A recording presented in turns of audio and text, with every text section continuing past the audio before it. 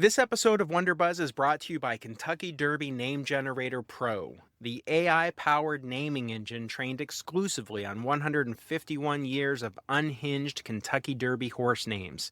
Tired of basic names like Steve or Charlene? Let Kentucky Derby Name Generator Pro turn your dog into Velvet Spaghetti, or your houseplant into Moon Butter Deluxe, and your Wi-Fi network into Shouting Biscuit Jr. Need a name for your newborn? Why not Colonel Panic III? Looking to start a podcast? Try Weeping in the Fast Hat or Left Turn, Majesty. Thousands of combinations, all deeply confusing, sometimes questionably erotic, and guaranteed to sound like they were pulled from a fever dream whispered to a horse trainer at 4 a.m. who is being held captive by his rich owners using horses as a tax haven. Sign up today and get your first 5 names free. Kentucky Derby Name Generator Pro. You don't get to name things anymore. Hello and welcome to Wonder Buzz. I'm your host, Nate Larson, and I'm excited you decided to join me today. I'm recording this from the great state of Kentucky, just a few days before the Kentucky Derby. Sadly, I forgot my fancy hat, so I don't think I'm going to be allowed in this year. But I am still enjoying some glorious spring days here in Kentucky, and I have been photographing a lot of horses. One of the great benefits of sticking to back roads is all the small farms and pastures that you stumble across. I've spent hours exploring some of these back roads and just farm after farm with longhorn cattle and sheep and horses and donkeys. It's just been really beautiful to see Kentucky this week. This past week was also High Point Market in North Carolina. This is the largest home furnishings trade show in the world. And I was thrilled to have a number of fine art prints on display for the show. I want to thank the amazing team at Wild Apple and Mercana Furniture and Decor. I hope everybody had a great show, and it was very exciting to see some of my photographs up on the walls. Now, today's episode is about change. Real change. Change can sneak up on you. It doesn't have to wait for the perfect moment. It can arrive as a quiet question at times. What if I'm ready for something else? Is what you hear in the back of your mind. Change can also come all at once, like a sudden storm that you're definitely not prepared for. And at times it feels like it's just gathering slowly, quietly, until it becomes undeniable, and it's the only path forward, and it just becomes clear. What I have come to learn, or maybe figure out how to put into words, is that I'm usually more prepared and ready for change than I think I am. We can fear it a lot. We can feel like we're unprepared. We can feel like we're on unsteady ground, but it's really not as scary as my brain tells me it will be because I really have been preparing for it, even if it's subconsciously. And yes, change can be very hard, but I think humans thrive on evolving and adapting and learning new things. And sometimes you have to force the issue a little bit. You have to force a little bit of change to keep that process going. It is a subject I will talk about with today's guest, so let's get started and jump right into this episode of Wonder Buzz. Today on Wonder Buzz, we are joined by Jess Johnson, someone who has traded the hustle of corporate life for a different kind of work in the woods. She is also a lifelong learner and curious soul with interests ranging from photography to dog training, hunting and fishing to fitness. It is a pleasure to welcome Jess to Wonder Buzz today. Hello, Jess. Hello. Thank you so much for having me. It's great to see you. How have you been? I've been well. Lots has happened since we last caught up, so I'm excited to dive into some of these awesome topics that you've had on Wonder Buzz, which I'm a massive fan of. So congratulations on that. And yeah, Thank crushing it. you. Where do we find you sitting today? Today I am in my remote off-grid cabin in Northwestern Maine, close to the Canadian border. So you're really far north. Yes, I am 3 miles south of the border. I could do a whole discussion with you on how much I love that area, but that's such a major transition from the last time you and I were interacting. You have a real long history of work in, let's just call it the corporate space, where you were selling and doing strategy and working on go-to-market and all kinds of intense corporate things. And that's a big gear shift to be living in the woods south of the Canadian border. Walk me through a little bit about how that came to be and how you're feeling about it right now. I'm feeling awesome about it. I think you're no stranger to this kind of shift in sort of life's pathway, you know. We both have a common thing in that our resumes are widely varied, Yeah. which is super fun to be able to delve into different industries and contribute in an impactful way. And that has been something I've been passionate about since you and I worked together throughout my career. Reached places that I never had anticipate as a younger person growing up. And so that was really great. And then several things came together in and around COVID and post-COVID that brought me to this place. Hmm. So I ended up with my husband purchasing this camp, this remote camp, as part of our lifelong dream of having a fishing and hunting camp in Maine. So we did that. And then we sort of intentionally and non-intentionally had these different chapters come to be in our lives where we were able to make the decision. Eric became a steward of a remote fly fishing club up here. And at that time, I was experiencing some shifts in my career. And I just said, I think we're at a place where we can make the leap and both do this together. And so Yeah. that's how we ended up here. You say something that resonates so much with me too about some of these are intentional and unintentional. You find yourself in certain circumstances where you don't know it, but everything you've been doing has built up to being ready to make some of these changes. And sometimes you don't have that clarity that like you're ready until the decision's in front of you. Because everything you've done in your past prepares you for, making these big leaps sometimes, even before you're ready to make them. Tell me more about the hunting and fishing camp. So at first, when we purchased our own individual camp, we were doing our own thing as a vacation home setup. Yeah. When the stewardship opportunity came through, so we made some friends locally, and it came through the community that the steward that had been here previously was going to retire.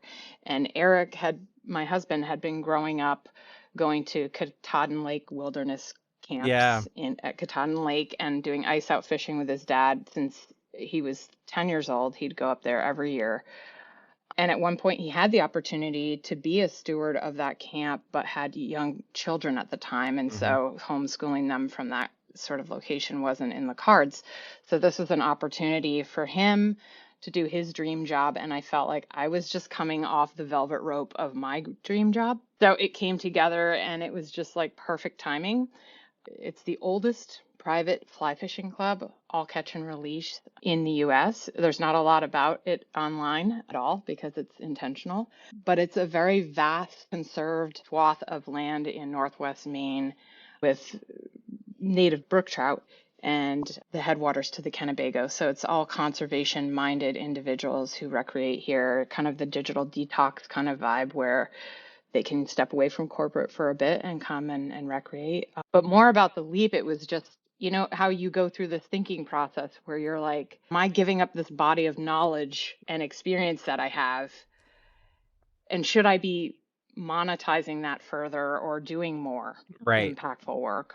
And then you sort of check yourself and say, you might take like 2 steps out your van, or I might take 2 steps out my cabin and be like, nope, I definitely don't want to go back to that. So It's such you a good reaffirm on a daily basis. Yeah, it's such a good point though, because I think there is like a push and a pull. If you're a curious person and you've certainly also built up a level of skill in a certain area, say it, in healthcare or in life sciences or something like that, there is a struggle or a push or a pull to say, where should I really spend my time? Where can I have the most impact? But I totally agree with you. I'm sure, like you said, when you walk outside into the woods or when I step outside into a new location that I've ventured into, I definitely reaffirm that I'm on the right path. One of the things I'm interested to talk to you about, though, is that a lot of times people are defined by their jobs. A lot of times people are defined by their titles in their career. But you seem to me from afar to be a person that's been curious in all kinds of things. And you dive deep when you get curious about something. So I think that lifelong learning feeling and focus that I see with you jives exactly with what you're doing right now. When you do something, again, these are my observations, so you can correct me, but you tend to go all in and go deep and figure out all the nooks and crannies of a subject. Do you kind of see yourself that way, or is that a misread on my part?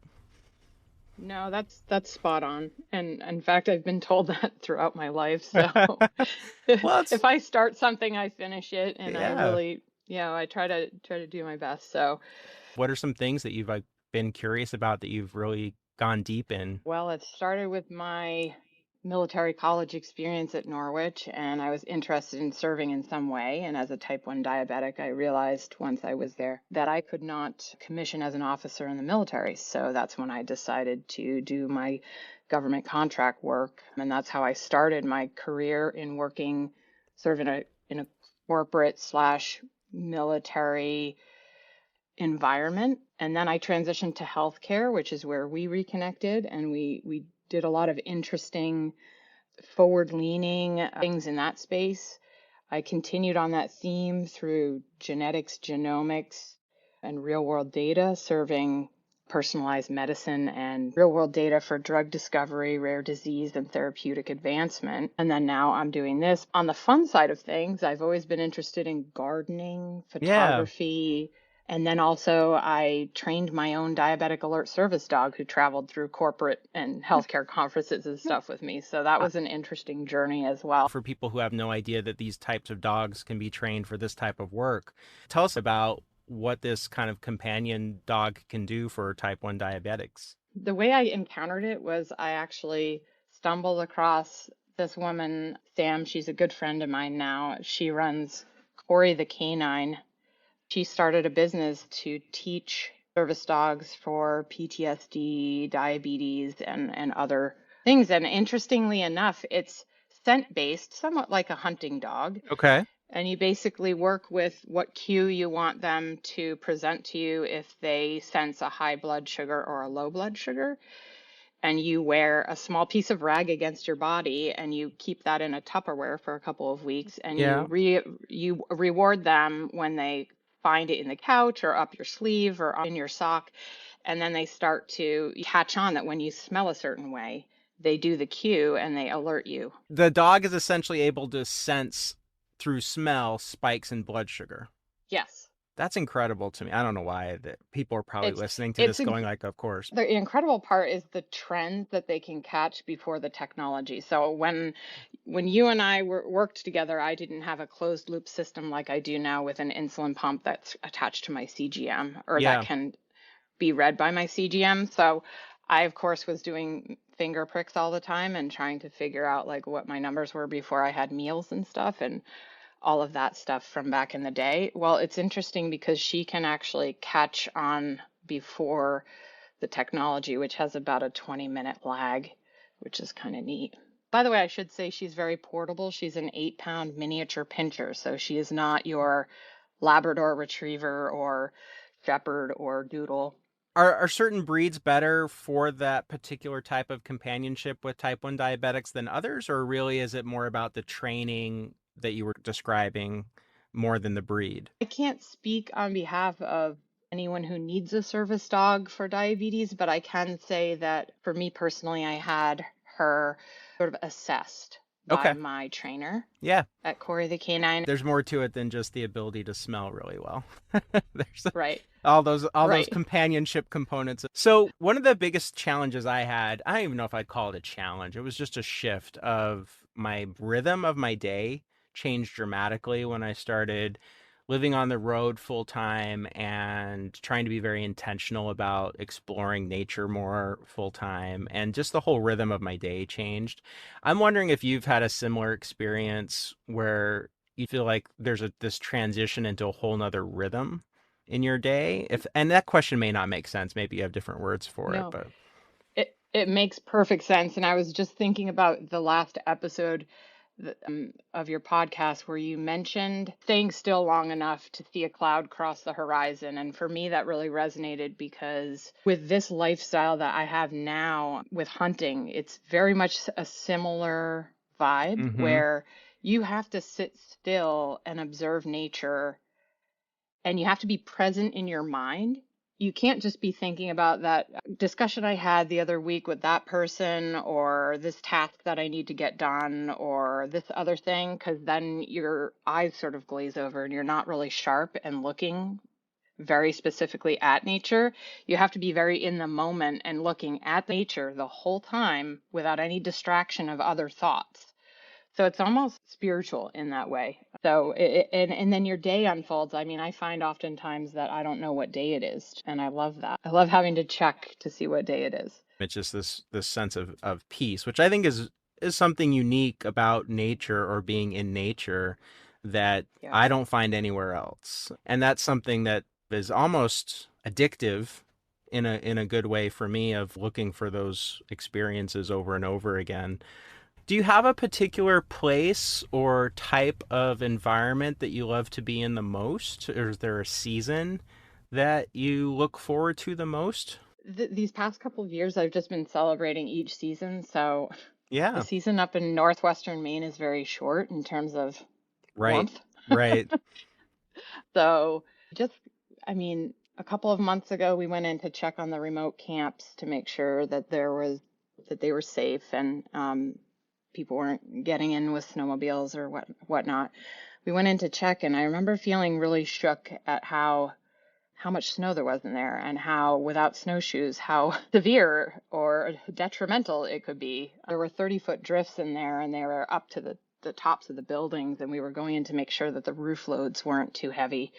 We were going to shovel off. Luckily, the wind had blown most of the snow around the buildings, so there was substantial amount of snow, but not too much shoveling that we had to do. But just an appreciation for how we are just visiting nature when we're there. It's really nature's home, and you have to be prepared, especially if you're me and you're type 1 diabetic.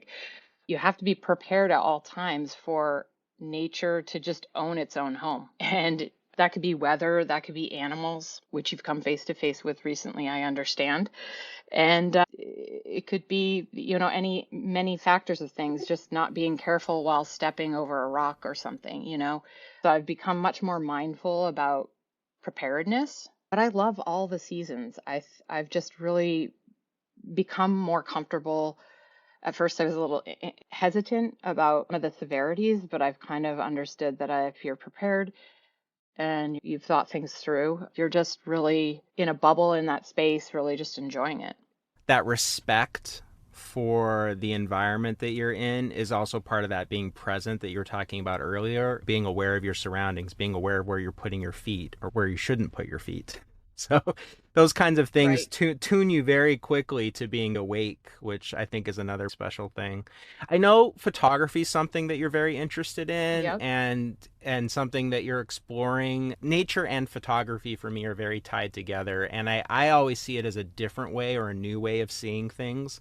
If we think of landscape photography for a second, you might see it one way, but then when you look through the viewfinder of your camera, you might find whole other views of that landscape or whole other parts of that landscape that catch you that you don't see without your viewfinder. I don't know if that's making any sense. This is the most convoluted statement I've made so far.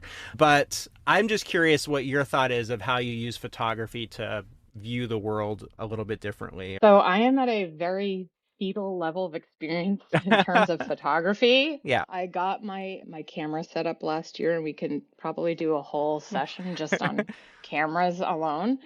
I want to do more landscape. What I have been doing a lot of is the ponds and fly fishing Yeah. captures of individuals on our Rangeley boats. So that's what we have on our 12 ponds here in the 22,000 acres. That What are they called again? they're called Rangeley boats. They're like 350-pound canoes with a seat in the center for the guide and then a seat on either end for the fishermen. Very specific, obviously, to Maine, given the name. But we have several of those, actually about 32 in our fleet of those boats on all the ponds that are used for fly fishing. So I've done a lot of trying to capture the members so that they can be provided back these memories that they can have. I've been doing a lot with our event here, and then also a lot of birding. I'm trying to Okay. get birds, and it is very difficult. Birds are a very difficult subject. They are. Um, so I have a big lens for that one, but I want to explore more around shapes in nature and landscapes and sky and stuff like that. That's So great. I I'm think following that's you for that those Oh, tips. well, I mean, I think that's what's so beautiful about it. Nature can inspire so many different ways of creating art with photography. And birding, I have to say, having, been involved in photography for a few years, I am very appreciative of new technology in this specific instance because the new autofocus systems on modern mirrorless cameras do make it slightly easier, even though you're still chasing around these little, these Yeah. little birds behind that like to hide behind branches instead of in front of all the things you're dealing with. I think it's also the reason I wanted to bring it up is I think it's also another way to be in nature. You said it so eloquently a few minutes ago, but I think it's another way to be present and another way to really see, capital S C, the surroundings that you're in versus saying just going on a nature walk and maybe never looking up or never stopping. And macro photography is a whole nother level of enjoying nature, where like you start Yeah. to turn over rocks and see Right. what's this whole other world that's there. I've done some workshops with little kids for photography in nature as well as for seniors. And the other thing that's so beautiful about it is no matter what your age, it clicks with people's brains as this other tool to see things that they're not normally seeing when they're out in nature. So I just love it as a tool for that. Yeah. I interrupted you when I asked about the boats because I know nothing about some of this stuff. So you've got the Rangeley boats. Hmm. I don't want to get in trouble with anyone in Maine. So the the Rangeley boats and the guides going out with folks. And you mentioned how many lakes there were. Can you just restate that for me? Yeah, so it's 22,000 acres and it's 12 ponds. It's been around since 1887, this club. So it's, And if you know the club's there, you know the club's there vibe. yeah, it's kind of like It's like it's Fight definitely, Club for fly fishing. it, yeah, exactly. Okay. It's very much through familial word of mouth and, just families and groups of folks that have been participating in this for recreation since its inception. In fact, it used to stretch into Canada and had some lakes up there that were part of it as well. And I was reading up on some of the history in the camp, and I mean, they used to brag about how there was a milking cow at one location, that meant you were going to have fresh milk, and that was like Oh. super bougie at the time. Mm-hmm. I mean, people Mm-hmm. would take trains from Boston and then come up on a buckboard. I mean, I can't even imagine, thinking back to what I just said about being prepared and being in nature, what it would be like to come up for 3 months and living in a remote camp when that's how you arrived and you had to prepare for everything for 3 months. Oh yeah. Now we host our members, you know, 4 or 5 days or a week long trip, and they come a couple times a year and stuff like that. But yeah, it's a pretty special place in Northwestern Maine. When I'm out west, I talk with a lot of ranchers who are third, fourth, fifth generation ranchers. And there's this sense of stewardship. There's a sense of we're trying to protect, preserve, and improve this land that's been handed down from generation to generation. And I'm in some of your comments, I'm getting kind of a feeling of that. There's a responsibility to this Hmm. space. How do you think of it that way, or what's your impressions of that? Hey, Wonderbuzz listeners, this is me interrupting me to tell you about a special offer that is only available for Wonderbuzz podcast listeners. Visit nathanlarson.com to get 20% off and free shipping on all orders. Just use the promo code WonderBuzz at checkout. That is 20% off all orders and free shipping when you use promo code WonderBuzz at checkout. NathanLarson.com has hundreds of fine art photos available with multiple print options, whether you are looking for landscapes, abstracts, travel, wildlife, or still life photos. Use promo code WonderBuzz for 20% off and free shipping. Thanks so much. And now back to me.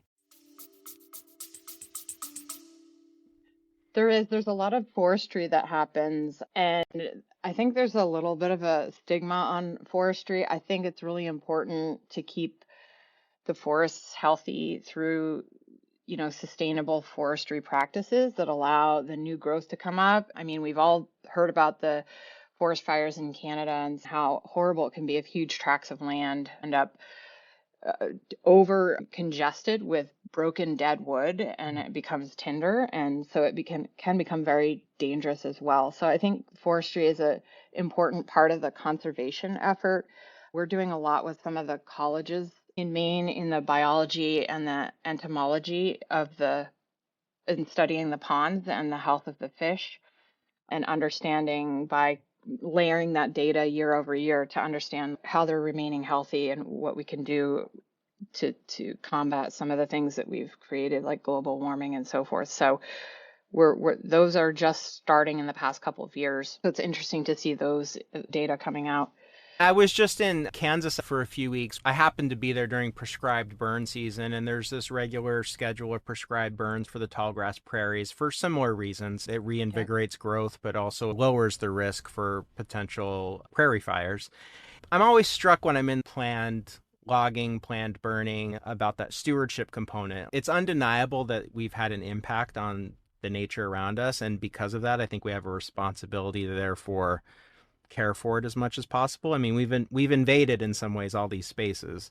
So I think these responsible practices, if people understand them as much as they can, these responsible practices actually really do help preserve these places. And yeah, I did have a funny story when I was out there. I walked really far into the tallgrass prairie because I was looking for a buffalo herd, and they started some prescribed burns while I was out. And I just, probably my own dumb fault for not paying attention. So as I was hiking back, I ran into a fire. So I thought this hike, this is kind of back to your story of being prepared too. This hike that I thought was going to be 4 miles, and I could see guys way on the other end, and they were just basically motioning to me like, you got to go around the fire. I basically turned into this many mile detour for me of going around the fire to finally get back. So a little tip for everyone out there, find out if they're burning the land that you're going to be hiking through before you start your hike. Right.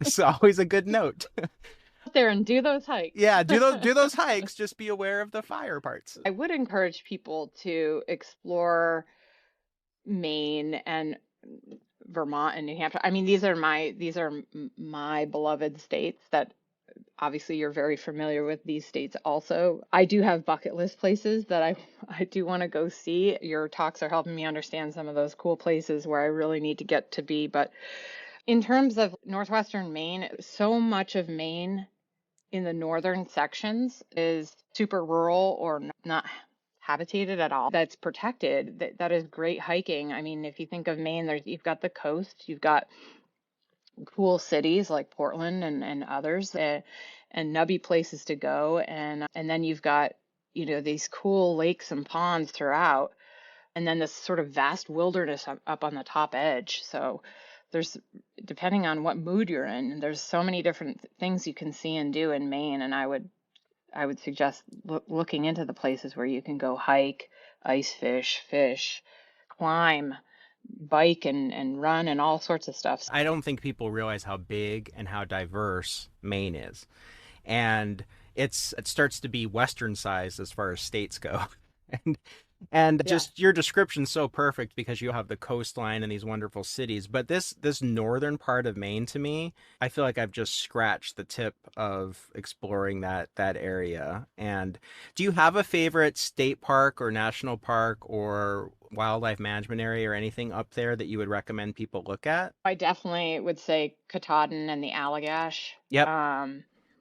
There's a cool ghost train at the Allagash too that I really want to go see, but I haven't yet. It's on my list, which is kind of cool to look up. But yeah, definitely those two spots are gorgeous. Very challenging though. Obviously the end of the Appalachian Trail, people that have hiked through from end to end usually have to plan pretty intricately to close out their hike there if they're ending on that end of it in the fall. Because we just had snow in the past few days here up in Maine.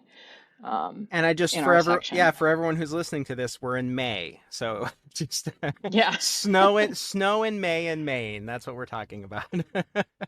Yeah. So I want to do quick cues to wrap up, but before then, do you have any questions for me? I guess having listened to the previous episodes or just knowing the kind of adventure I'm on, any questions for me before we wrap up with quick cues? I have a bazillion questions for you, but I have a couple that I'd like to ask. Sure. How do you get mail? I don't. Okay. At all? No, one thing I did was try to get everything. I guess this is, as much as I bemoan sometimes, like we were talking about calendars earlier and the digital kind of presence in our lives. One nice thing is, I really have taken everything digital as far as the really important mail goes.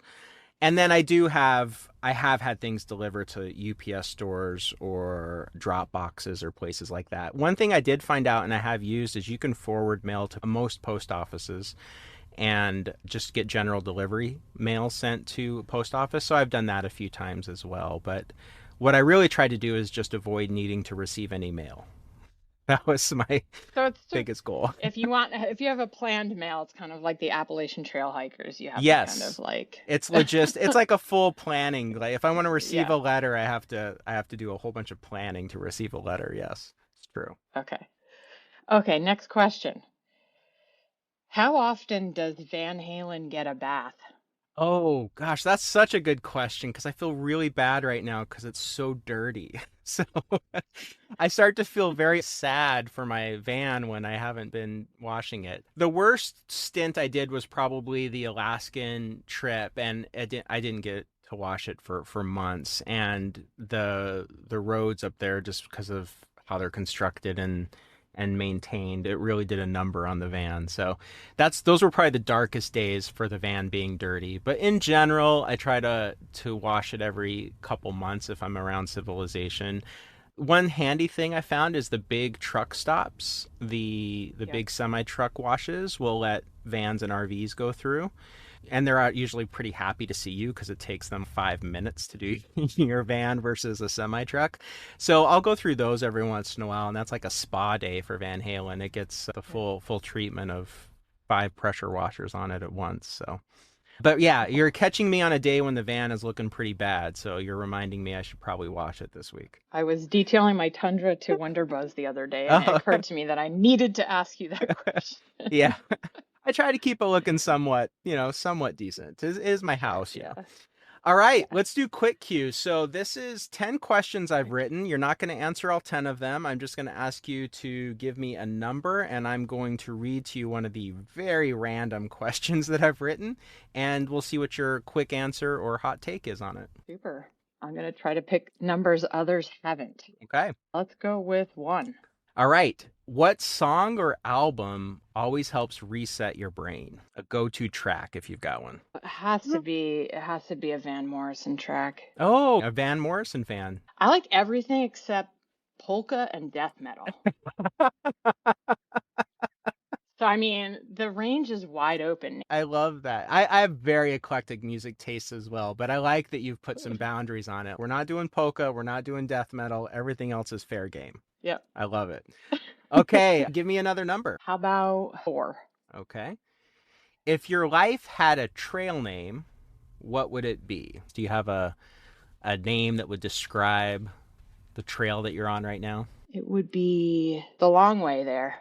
The long way there. Okay, let's do one more. I'm liking these. Let's go with lucky number 7. Number 7. Well, this one is kind of practical. What's one thing you never travel without when you go into the woods? Oh, there's a lot of things I don't travel without. I will list them quickly for you. There's massive quantities of sugar should I have low blood glucose. So I have these packets of like goo that runners use. Yeah, sure. So I have those because they're easy to carry. Maine woods, I always have a lighter, a space blanket, water, binoculars, a knife, my Onyx, a backup battery for my phone because it controls my insulin pump and my Onyx, GPS or whatever mapping app you like to use. Yep. And at times I have a revolver because animals can get feisty in the woods. There are more moose per square mile than there are people up here. And during calving season and mating season, they sometimes can be unpredictable. So you have to have some defense mechanism on you. I love the range of goo packs to a revolver. That's a good list. Yeah. Jess- Not the things we brought to work that we used to work. Those aren't the same things you bring to the sales meetings and corporate offices.